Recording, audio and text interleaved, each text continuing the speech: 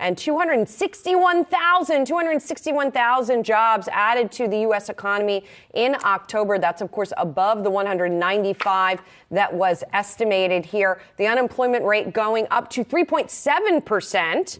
3.7% versus the 3.6% that was estimated. Average hourly earnings did come in line with estimates at 4.7% versus the 4.7% estimated. The participation rate ticking down a tenth of a percentage point to 62.2% from 62.3%. That is an important read that we have been watching closely as well. So when you look at the change in non-farm payrolls going higher, 261,000, but the unemployment rate also going higher, 3.7%, excuse me.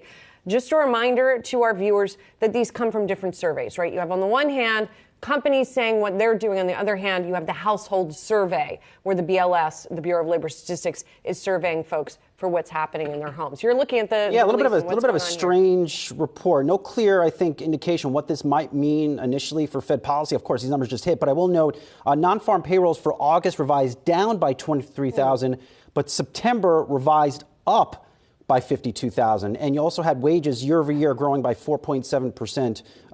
Brad, just a report that I think might add a little more confusion to the markets here, but we're seeing right now stocks a little bit in the green. Yeah, I love to dive into some of the sectors that we see the biggest gains in. And the notable job gains, they actually occurred in healthcare, professional, and technical services, as well as manufacturing here. And just running through some of those numbers very briefly, because healthcare, that rose by 53,000 jobs. You saw professional technical service add 43,000 jobs in October. And then additional recovery, continued recovery in leisure and hospitality trended up by about 35,000 jobs there. And so all of these considered here, looking through where the jobs are still coming back, it's a larger question of will that continue to maintain or sustain itself, even as we do see some of the hiring freezes start to be talked about or move more forward in kind of more of a sweeping fashion at this point. And just quickly, where we saw weakness within job additions was in warehousing and storage, which saw a drop of 20,000. Kind of interesting there. Financial activities, employment,